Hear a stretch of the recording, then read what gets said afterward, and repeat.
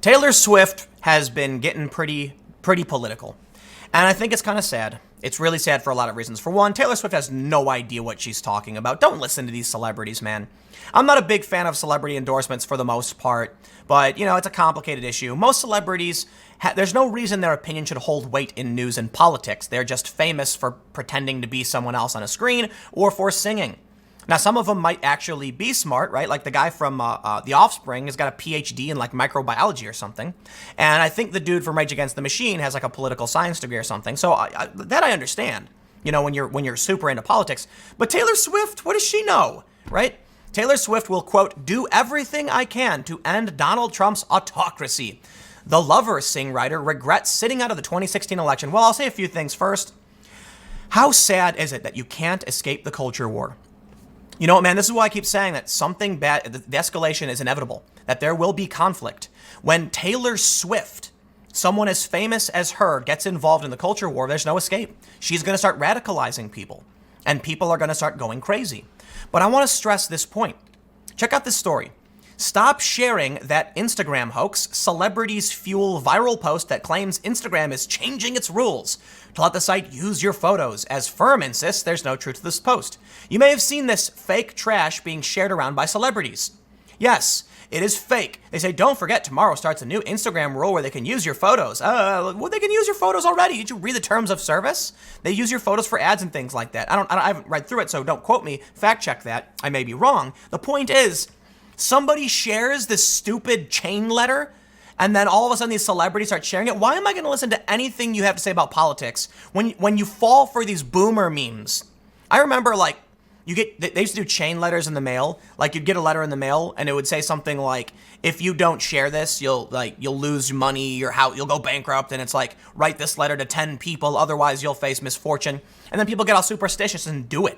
It's like, come on, dude, just throw it in the trash, ignore it. And then when email started, they kept going. They were chain mail bang like, you've received this email because X, Y, and Z, and if you don't send it, you will face great misfortune. Now we face the same thing. None of, the world, this phenomenon is the same thing. These celebrities sharing this fake news garbage, it's no different than any other chain letter, and Taylor Swift garbling out mangled talking points about how she doesn't like the Orange Man is the same trash. Somebody goes around and says, you better say this or else, and then someone else does, and then finally it gets Taylor Swift, and everything's just falling apart because people don't know how to separate fact from fiction. Well, I don't blame them necessarily. The media is trash, but let's read the story about Taylor Swift. Before we dive in, head over to timcast.com/donate if you'd like to support my work. There's a PayPal option, a crypto option, a physical address, but the best thing you can do is share this video to help overcome the de-ranking that YouTube is, putting on independent political commentary. They're propping up CNN and all those other big corporate players. So if you like me, please share. Let's read. No longer content with being excluded from the narrative. Oh, they actually say the narrative. Taylor Swift is taking on Washington, or at least the autocratic leader blithely scream tweeting commands from his most famous house. We're a democracy, at least we're supposed to be, where you are allowed to disagree, dissent, and debate. Oh, that's really interesting because I'm trying to put on an event right now. Well, I'm sponsoring an event. And it's actually left-wing activists who are trying to shut it down. I thought, didn't Taylor say we're a democracy and we're allowed to disagree, dissent, and debate? Apparently not. Swift told The Guardian of Donald Trump and her intent to get more political in 2020. I really think that he thinks this is an autocracy. No, I think you're a dumb young person who's sharing another stupid trash meme and you have no idea what's going on. Now, look, Taylor Swift is absolutely allowed to speak her mind. I'm not saying she shouldn't. I'm just saying don't listen to them. Don't listen to celebrities, and actually, to a great degree, don't even listen to me. Fact check what I'm saying and do the research for yourself and make sure you're getting a healthy news diet because everybody's slinging garbage all over the walls, and it's hard to know what the hell's even happening anymore. They say, of course, Swift's opposition to the Trump White House is no secret. She's spoken out on a range of LGBTQ plus issues over the last few years and openly admitted some regret with not publicly endorsing Hillary Clinton. She confirms, I was just trying to protect my mental health, not read the news very much, go cast my vote, tell people to vote, she acknowledged. A cancer relapse for her mother was reportedly weighing on her among a range of other issues. I just knew what I could handle, and I knew what I couldn't. I was literally about to break. Well, somebody gave you bad advice, Taylor, because I'll tell you what. You have a lot of fans who are Trump supporters and conservatives, and now you're going to make them angry. Get woke, go broke. There was no reason to get political. None. I don't understand why these companies do this. You have every reason to stay out of it. Now, for me, I cover politics. I talk about news, so of course I will be here. But why is Taylor Swift? Look, ultimately, the bad news is that Taylor is a high-profile individual, and this is going to radicalize a bunch of her fans, and now we're not going to be able to, like, you know what? I've talked about how this infects everything. People say, like, you're woke or you're red-pilled. And people will comment on my videos and be like, Tim's so close to getting red-pilled, look what he's talking about. No, listen. When the culture war started, it was mostly about gaming issues and social justice. But the social justice, woke, regressive stuff has been spreading to other industries. And this is the best example of that. It is at the top of music now. Taylor Swift, one of the most famous celebrities in music, is now espousing culture war trash, which means there is no escape. It's from the top down. It has infected every layer of our culture, and it won't go away. Trump is not the cause of this.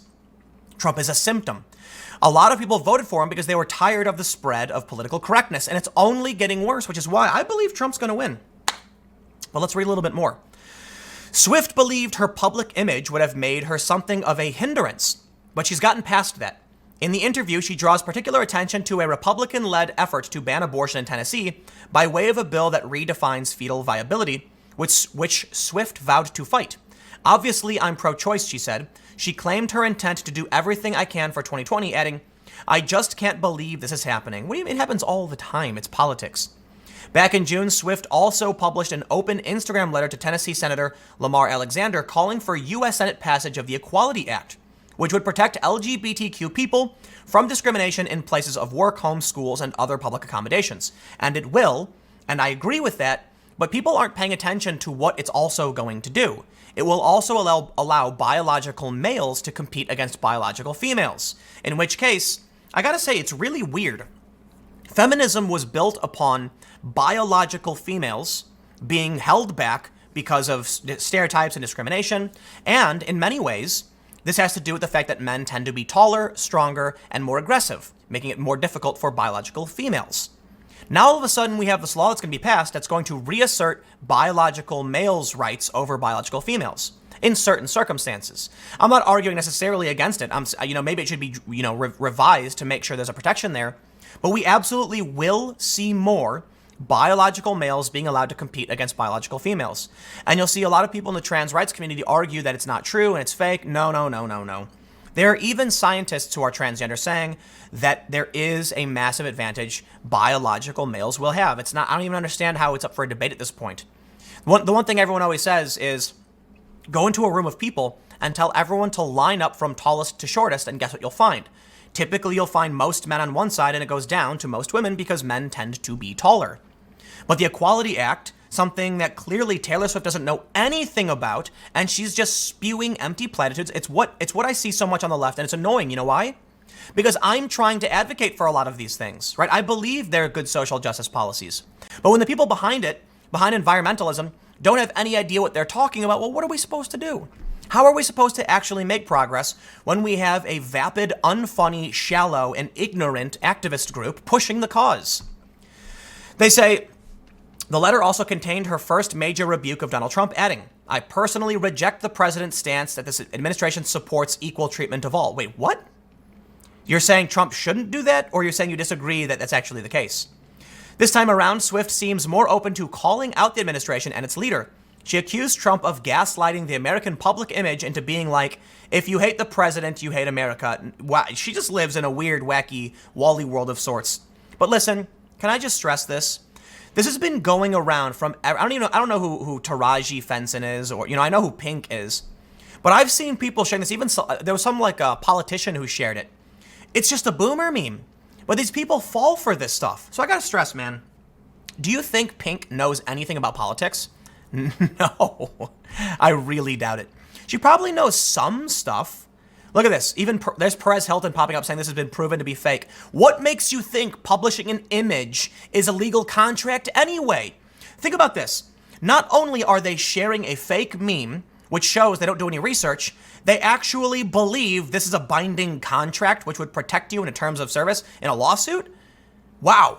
And then they're going to come and lecture us on politics. This goes for everybody. I don't care if you're on the left or the right, okay? The point is, stop listening to celebrities. I got another story coming up in a few minutes about Brian Stelter, and I'll get into that too. I can't tell you who to listen to because I think everyone's gone off the deep end. But I will at least say this. The people who are pushing boomer memes and fake news are the last people you need to be getting your political advice from. Oh, here we go. What is this? Governor Perry even shared it. They say even U.S. Secretary of Energy Rick Perry, who oversees the country's energy supply and nuclear safety, fell for it. What, I'm losing faith in humanity. I got one more segment coming up in a few minutes. Stick around. I will see you there.